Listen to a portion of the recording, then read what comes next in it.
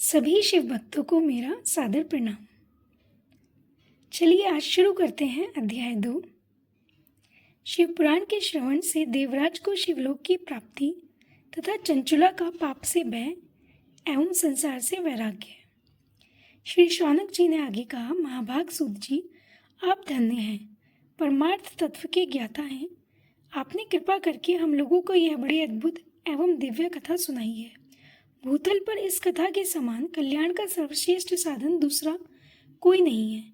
यह बात हमने आज आपकी कृपा से निश्चय पूर्वक समझ ली। सूत जी, कलयुग में इस कथा के द्वारा कौन कौन से पापी शुद्ध होते हैं, उन्हें कृपा पूर्वक बताइए और इस जगत को कृतार्थ कीजिए।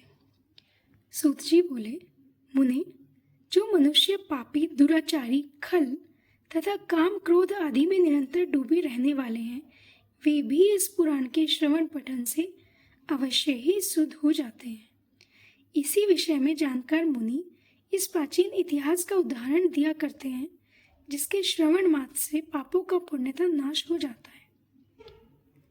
पहले की बात है, कहीं किरातों के नगर में एक ब्राह्मण रहता था, जो ज्ञान में अत्यंत दुर्बल, दरिद्र, रस बेचने वाला तथा वैदिक धर्म से विमुख था। वह स्नान संध्या आदि कर्मों से भ्रष्ट हो गया था और वैश्यावृत्ति में तत्पर रहता था। उसका नाम था देवराज। वह अपने ऊपर विश्वास करने वाले लोगों को ठगा करता था। उसने ब्राह्मणों, क्षत्रियों, वैश्यों, शूद्रों तथा दूसरों को भी अनेक बहानों से मारकर उनका धन हड़प लिया था। परंतु इस पापी का थोड़ा सा भी धन कभी धर्म के काम में नहीं लगा था। वह वैश्यगामी तथा सब प्रकार से आचार भ्रष्ट था। एक दिन घूमता घामता वह देवयोग से प्रतिष्ठानपुर, जो अभी का जोशी प्रयाग है, वहां पर जा पहुंचा। वहां उसने एक शिवालय देखा, जहां बहुत से साधु महात्मा एकत्र हुए थे। देवराज उस शिवालय में ठहर गया, किंतु वहां उस ब्राह्मण को ज्वर आ गया। उस ज्वर से उसकी बड़ी पीड़ा होने लगी। वहां एक ब्राह्मण देवता शिव पुराण की कथा सुन रहे थे। ज्वर में पड़ा हुआ देवराज ब्राह्मण के मुखरावन से निकली हुई उस शिव कथा को निरंतर सुनता रहा। एक मास के बाद ज्वर से पीड़ित होकर वह चल बसा। यमराज के दूत आए और उसे पाशों में बांधकर बलपूर्वक यमपुरी में ले गए। इतने में ही शिवलोक से भगवान शिव के पार्षदगण आ गए। क्यों? उसने तो सारी जिंदगी बुरे ही कर्म किए थे, पर उसके सभी बुरे कर्मों में सबसे अच्छा कर्म यह था कि मरते हुए उसने 1 महीने अपने अंतिम दिनों में शिव पुराण को सुना, जिससे उसके सभी पाप नष्ट हो गए। और जब यमपुरी में यम के दूत उसे लेके गए, तो भगवान शिव के पार्षदगण उसे वहां से लेने के लिए आ गए। जो गौर अंग कपूर के समान उज्जवल थे, हाथ त्रिशूल से सुशोभित हो रहे थे, उनके संपूर्ण अंग भस्म से उद्भासित थे और रुद्राक्ष की मालाएं उनके शरीर की शोभा बढ़ा रही थी। ये देखिए, ये सभी भगवान शिव के गण जो देवराज को लेने के लिए आए हैं। वे सब के सब क्रोधपूर्वक यमपुरी में गए और यमराज के दूतों को मार पीट कर बारंबार धमकाकर उन्होंने देवराज को उनके चंगुल से छुड़ा लिया। और अत्यंत अद्भुत विमान पर बैठाकर जब वे शिवदूत कैलाश जाने को उद्यत हुए, उस समय यमपुरी में बड़ा भारी कोलाहल मच गया। उस कोलाहल को सुनकर धर्मराज अपने भवन से बाहर आए।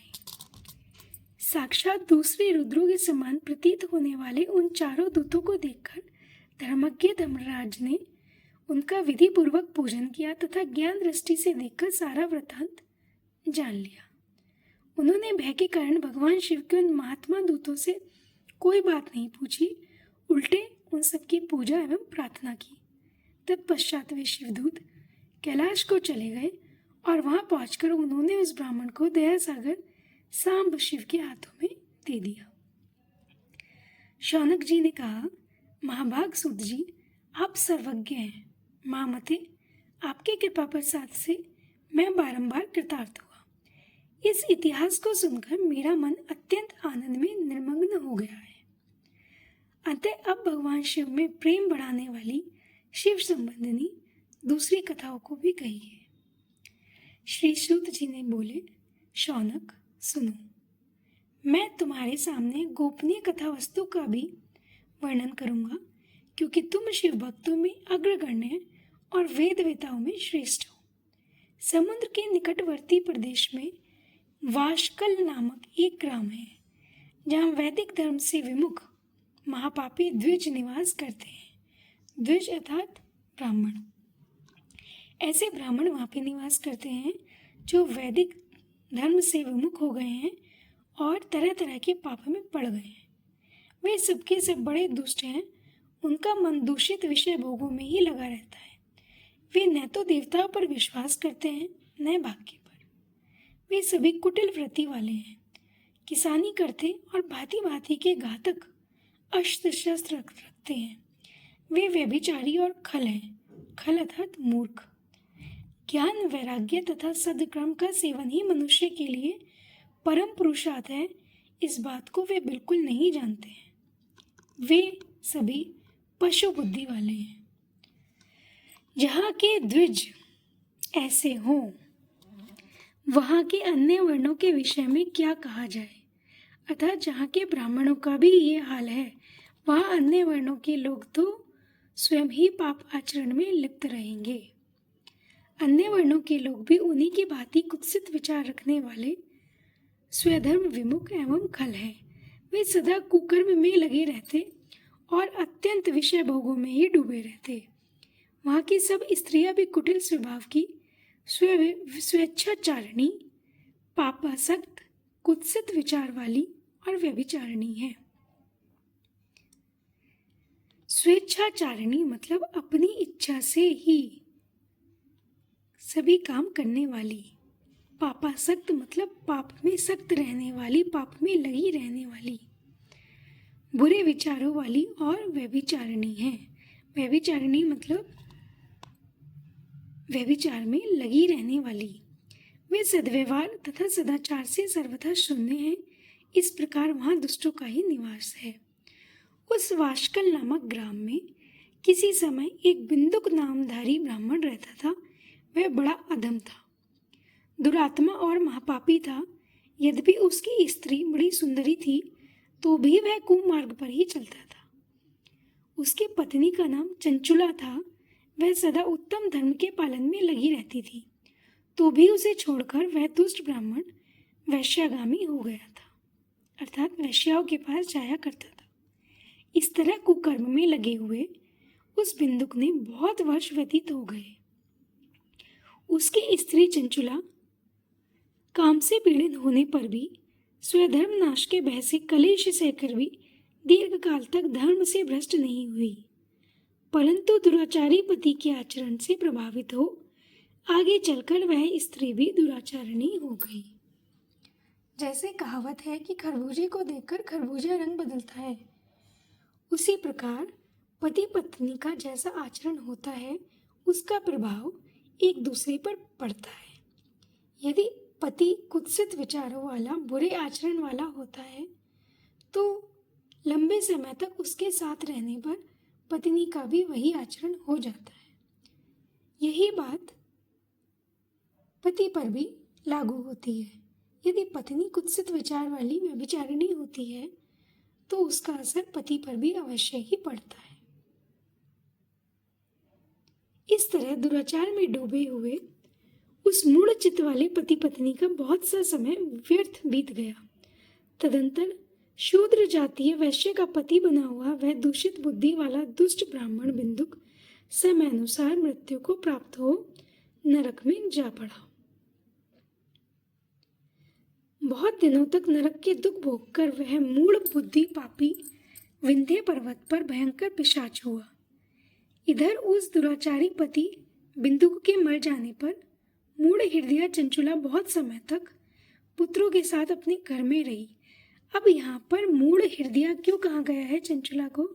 क्योंकि पति के मर जाने के बाद भी उसे इतनी समझ नहीं आई कि मैं कम से कम अब तो सतमार्ग पर चलूं, भगवान के भजन में रहूं।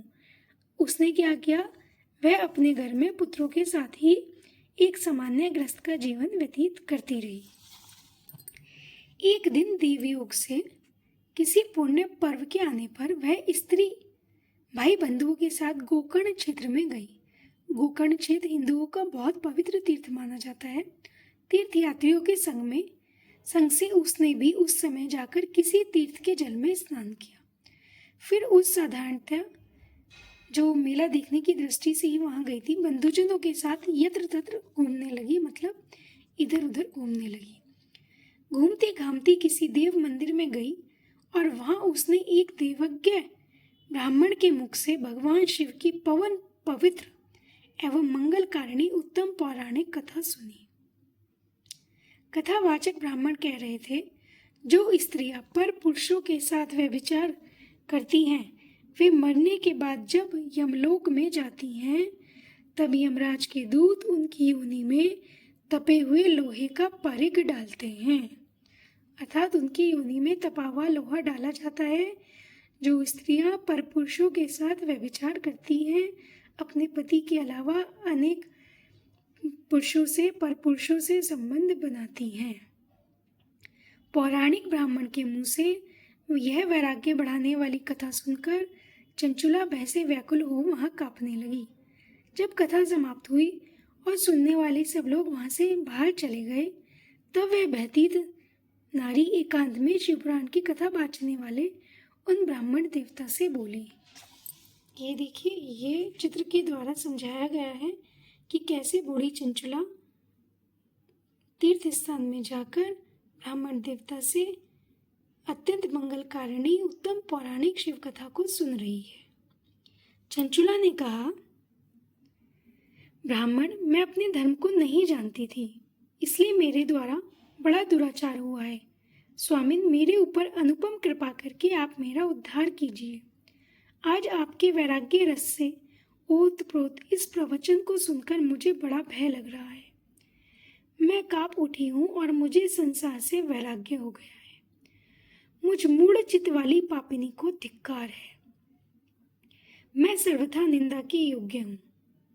कुत्सित विषयों में फंसी हुई हूँ और अपने धर्म से विमुख हो गई हूँ। हाय, न जाने किस किस घोर कष्टदायक दुर्गति में मुझे पड़ना होगा, और वहाँ कौन बुद्धिमान पुरुष कुमार्ग में मन लगाने वाली मुझ पापिनी का साथ देगा। मृत्यु काल में उन भयंकर यमदूतों को मैं कैसे देखूंगी। जब वे बलपूर्वक मेरे गले में फंदे डालकर मुझे बांधेंगे, तब मैं कैसे धीरज धारण कर सकूंगी। नरक में जब मेरे शरीर के टुकड़े टुकड़े किए जाएंगे, उस समय विशेष दुख देने वाली उस महायातना को मैं वहाँ कैसे सहूंगी। हाय, मैं मारी गई, मैं जल गई, मेरा हृदय विदीर्ण हो गया और मैं सब प्रकार से नष्ट हो गई, क्योंकि मैं हर तरह से पाप में डूबी रही हूँ। ब्राह्मण, आप ही मेरे गुरु, आप ही माता, आप ही पिता हैं। आपकी शरण में आई हुई मुझ दीन अबला का आप ही उद्धार कीजिए, उद्धार कीजिए। सूत जी कहते हैं, शौनक, इस खेद और वैराग्य से युक्त हुई चंचुला ब्राह्मण देवता के दोनों चरणों में गिर पड़ी।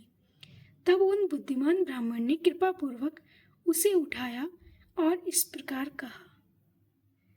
इति श्री अध्याय 2 तथा 3 समाप्त। इति श्री अध्याय 2 तथा 3 समाप्त।